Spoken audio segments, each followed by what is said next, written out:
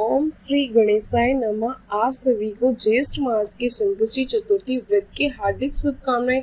आज की इस वीडियो में आप सुनिए चौथ माता की कथा और भगवान विघ्नहर्ता गणेश की कथा। माना जाता है कि चौथ माता का व्रत और कथा के साथ भगवान गणेश की कथा सुनने से व्रत का पूर्ण फल प्राप्त होता है। पौराणिक कथा के अनुसार एक गांव में एक सेठ सेठानी थे। उनका एक बेटा और एक बहू थे। बहू सबको भोजन कराकर फिर स्वयं भोजन करती। एक पड़ोसन ऐसी थी जो रोज पूछती कि बहू आज क्या बनाया, क्या खाया, तो बहू कहती ठंडो बासी। एक दिन उसके पति ने ऐसा सुनकर विचार किया कि आज तो पकवान बनाए जाएं और फिर देखा जाए मेरी पत्नी क्या कहती है। उसने तरह तरह के पकवान बनाए और घर के सभी लोगों ने एक साथ बैठकर भोजन किया। आज भी पड़ोसन ने पूछा तो बहू ने कहा ठंडोबासी। सेठ के बेटे ने सोचा हो ना हो कोई बात अवश्य है जिससे कि मेरी पत्नी ऐसा कहती है। उसने पत्नी से पूछा तुम रोज ठंडोबासी खाओ, ऐसा क्यों कहती हो जबकि हम सब ने साथ बैठकर कई तरह के पकवान खाए। उसकी पत्नी बोली हम सब जो खा रहे हैं वे बाप बूढ़ों की कमाई है। जिस दिन आप कमा कर लाओगे उस दिन मैं समझूंगी कि ताजा भोजन कर रहे हैं। अब एक दिन लड़के ने माँ से कहा मैं एक बड़े शहर में कमाई करने जा रहा हूँ। माँ बोली बेटा अपने पास इतना धन है कि खाया के खत्म नहीं होगा। माँ के मना करने पर भी बेटे ने स्वयं कमाने का दृढ़ निश्चय कर लिया और जाते समय पत्नी से कहा मैं जब तक कमाकर बहुत सारा धन लेकर ना आ जाऊं तुम तब तक चूल्हे की आग बुझने मत देना। एक दिन चूल्हे की आग बुझ गई तो वह मन ही मन घबराने लगी, कहीं मेरा पति संकट में तो नहीं पड़ गया। जल्दी से पड़ोसन से आग लेकर आती हूँ, ऐसा विचार करके उसने पड़ोसन के घर चली गई। देखा पड़ोसन चौथ माता का व्रत और पूजन कर रही थी। पड़ोसन ने कहा थोड़ी देर में आकर ले जाना। तो बहू ने पड़ोसन से पूछा आप ये व्रत क्यों करती हो, इससे क्या मिलता है। पड़ोसन ने कहा चौथ माता के इस व्रत को करने से अन्न और लक्ष्मी मिलती है और अपनी सभी मनोकामनाएं पूर्ण होती हैं। अब बहू भी चौथ माता का व्रत करने लगी। दीवार पर उसने चौथ माता का चित्र बनाया। उस दिन घी और गुड़ का चूरमा बनाकर रात्रि को चंद्रमा को अर्घ देकर उसने भोजन किया। ऐसा करते करते वे बहुत दिन हो गए। चौथ माता ने बहू के पति को सपना दिया कि साहूकार का बेटा तू जागे सोवे, तेरी पत्नी तुझे बहुत याद कर रही है, घर जाकर उसकी चिंता मिटा दे। तू दुकान खोलकर कंकु केसर व पगले बनाकर बैठ जाना, आज तेरा हिसाब किताब चुकता हो जाएगा। अब तो चौथ माता ने जैसा कहा था वैसा ही हुआ। उसने घर जाने की तैयारी और गाड़ी भर के धन दौलत लेकर चल दिया। रास्ते में एक बड़ा सा काला नाग फन फैलाए बैठा हुआ था और कहने लगा आज तो मैं तुझे डसकर ही रहूंगा, छोड़ूंगा नहीं।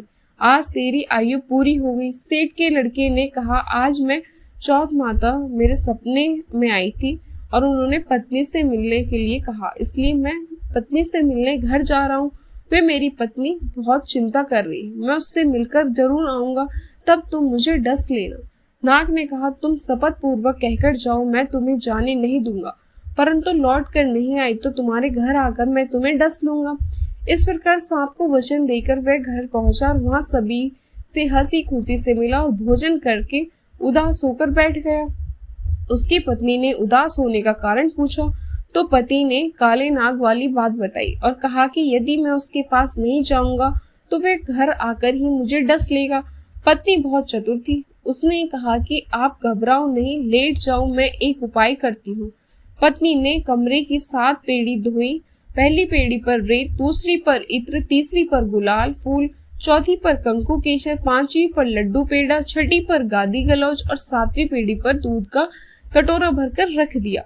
इस प्रकार वह 7वीं पेड़ी सजाकर बैठ गई। आधी रात होते ही नाग आकर पेड़ी चिढ़ने लगा। पहली पेड़ी पर रेत में लेट कर कहने लगा कि सेठ की बहू ने आराम तो बहुत दिया पर वचनों से बंध कर आया हूँ तो डसूंगा अवश्य ही। इसी प्रकार 7वीं पेड़ी पर नाग आराम करते हुए और कहता हुआ डसूंगा तो जरूर कमरे में जाने ही वाला था कि चौथ माता ने विचार किया कि मैं इसे नहीं बचाऊंगी तो पूजन को कौन मानेगा।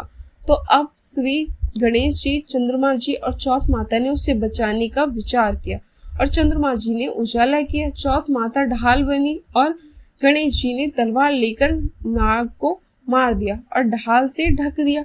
अब बहू भी थकी हारी सो गई। दिन निकला तो लोग बेटे से मिलने आए, परंतु बेटा बहू तो उठे ही नहीं थे। बहुत देर हो गई तो माँ उन्हें उठाने गई। माँ ने सातों पीढ़ियों पर जो कुछ देखा वह बहुत घबरा गई और बेटे बहू को आवाज लगाई। बेटा बहू उठे तो देखा कि एक ढाल तलवार वहां पड़ी है। अब ढाल उठाई तो वहीं काला नाग मरा हुआ पड़ा है।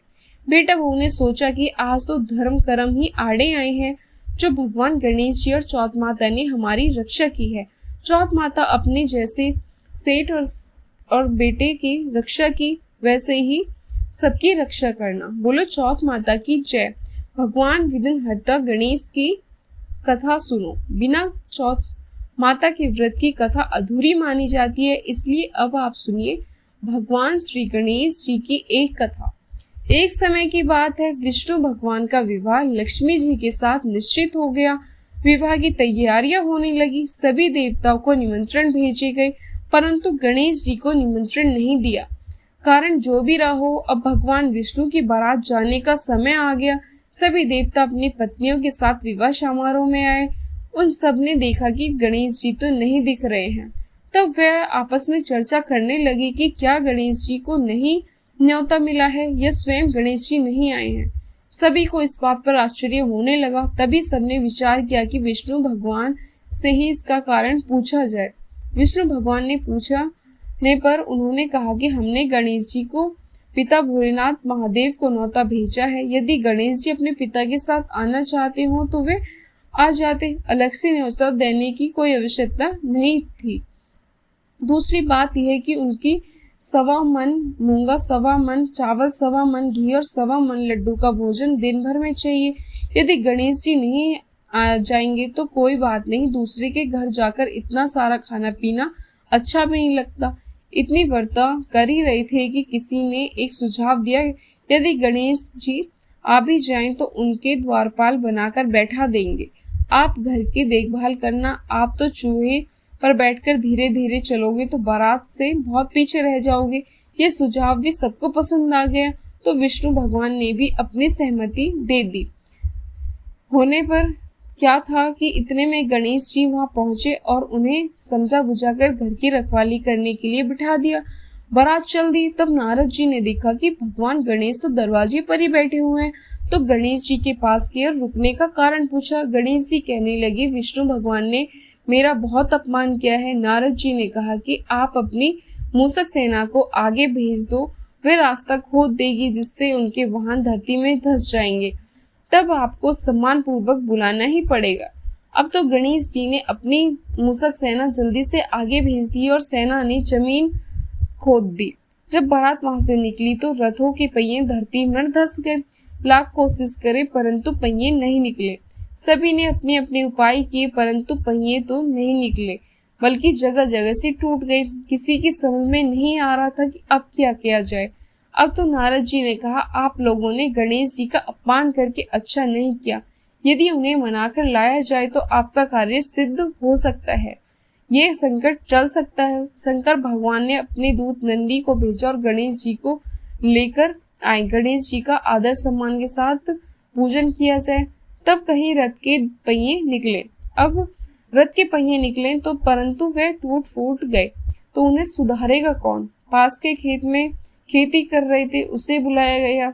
खेती अपना कार्य करने लगे। पहले श्री गणेशाय नमः कहकर गणेश जी की वंदना मन ही मन करने लगे। देखते ही देखते ख्याति ने सभी पहियों को ठीक कर दिया।